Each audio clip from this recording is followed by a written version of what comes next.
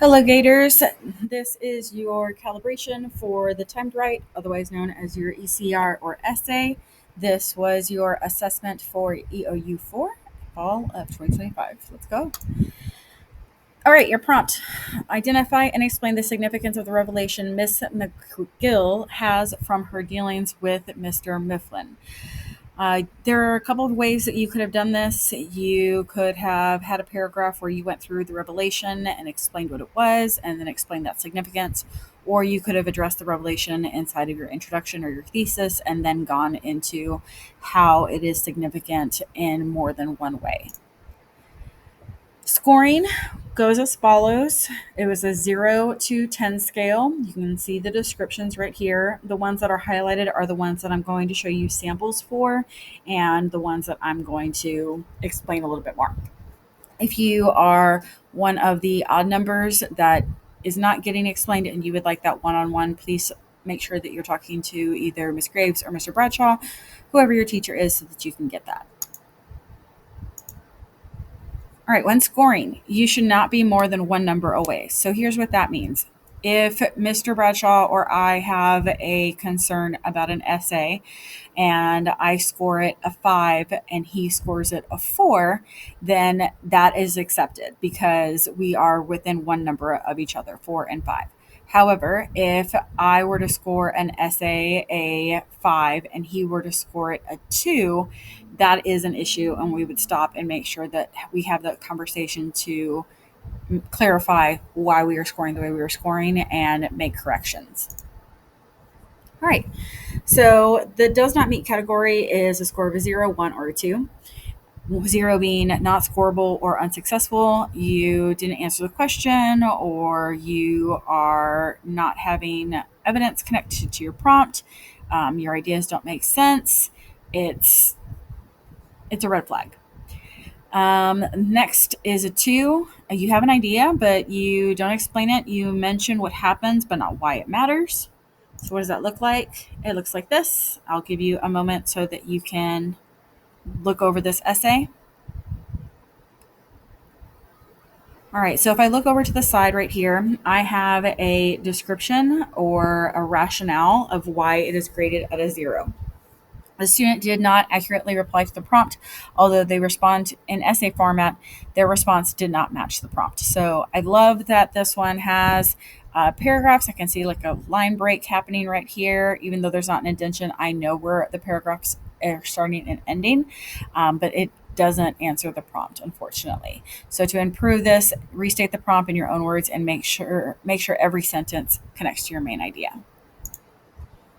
Here's a 2. Give you a moment. All right, so the rationale, the student partially responds to the prompt. The student does recognize the revelation, but they do not explain the importance of the revelation. More so, they don't see that she realizes that she can leave the farm if she buys Parnassus. To improve this, they would need to add commentary, which is something I'm going to address towards the end of these slides, so make sure that you're paying attention. Explain why your evidence is important and what it reveals. All right, so approaches is a 3, 4, or a 5. So we're going to talk about limited.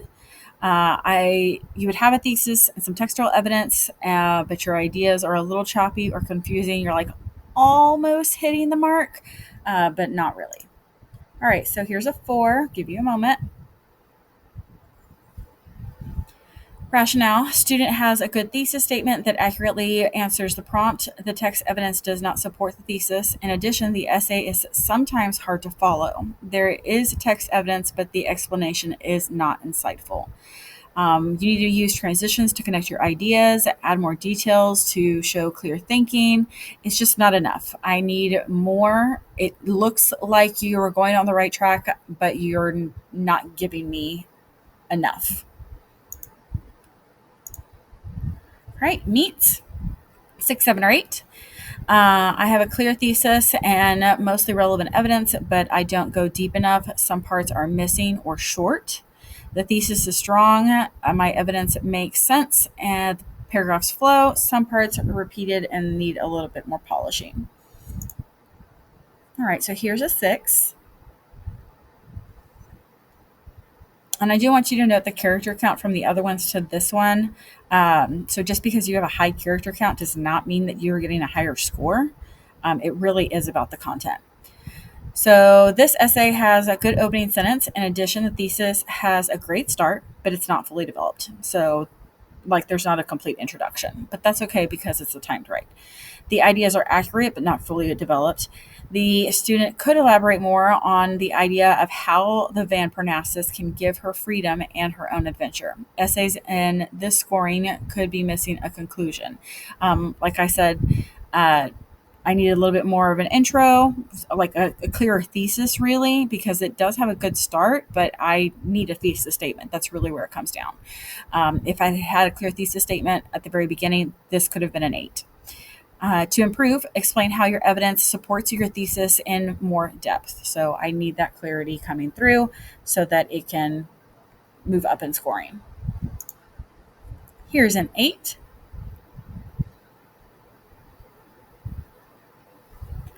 So this student demonstrates that they understand the prompt. They actually explain why the revelation is important for Helen McGill. However, some of the ideas are redundant. Instead of elaborating on the importance of the revelation, the student repeats these ideas, which shows me that you're not really sure where to go from there. The writing is mostly clear, and there are some syntax errors, like revising and editing.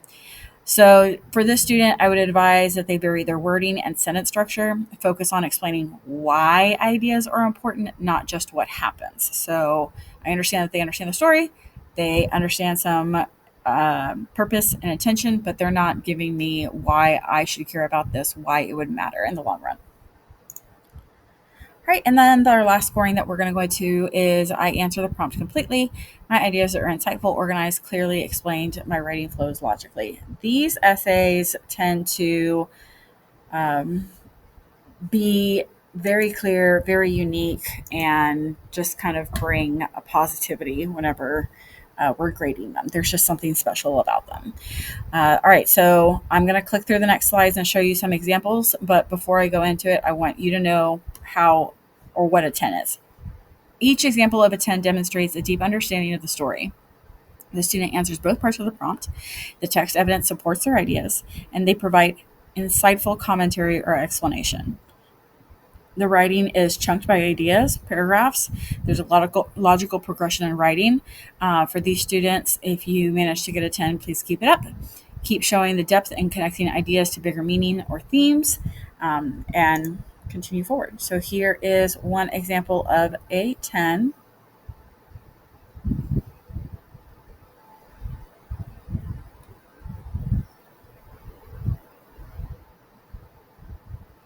So one of the things that I do want you to pay attention to with this is the fact that this student is not being outwritten by the author. So you can see like the quote right here where it stops and ends, and then how long they are adding their commentary. It is equal to, if not a little bit more than what the quote that they're choosing is. So that's really a good indicator to check to make sure that you are going in depth enough and explaining enough. Here's another one.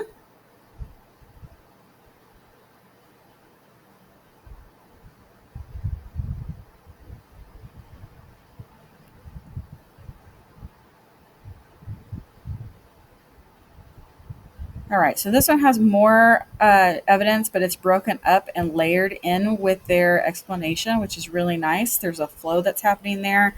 So it's very clear that this person knows the story, understands it, and is communicating that significance through their writing. All right, and my last example that I'm going to show you.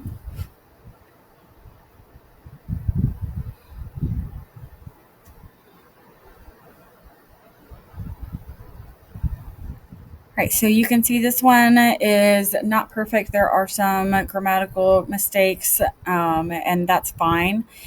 With a timed write, it is more essential to get your arguments and your point across. In fact, if I were going to be doing this for the first couple of times, I would focus on my thesis and my 2 body paragraphs, and that's about it. If I can only get those 3 things done, that's great. An introduction is nice, but it's just a polish. It's really about your content that's needing to be included. All right, so some quick reminders for success. 1 to 2 rule: for every one piece of evidence, give 2 pieces of commentary. Make sure that you're chunking ideas, hitting enter for a full line break in between, because I know that the indentation function isn't always clear as you are typing inside of Eduphoria. Um, I should be able to identify your evidence, your commentary, and your conclusion. Clarity first: readers should always know what you are saying and why it matters. Depth matters. Go beyond what happened, explain what it shows, what it means. So, with that in the future, some notes. Character tracking: a lot of y'all misunderstood who Andrew was for Miss Helen. Helen is Miss McGill, so MS period McGill, or MISS McGill, no period. And Andrew is her brother, not her son or her husband. Intro versus thesis: in a timed writing setting, the luxury of a witty intro is not as important as a clear and supported thesis. Key ideas: the prompt is trying to see if you understand the significance of the author's craft, as in, how does the story change without without the moment addressed in the prompt. So if I were to not have that revelation, how would the story change? What is the importance of that key moment? Significance: why now? The context: how would the story change without this revelation? What is distinguishing? This is what is distinguishing a high paper and moves from summary to analysis. Evidence: the selection of integrated evidence this time around was really nice. Y'all seem to be understanding that stronger evidence needs to be picked. If y'all did paraphrase, you were very specific in your paraphrasing, so it was clear that you weren't just summarizing something, but actually addressing something specific inside of the text. So keep selecting evidence that is essential to the plot.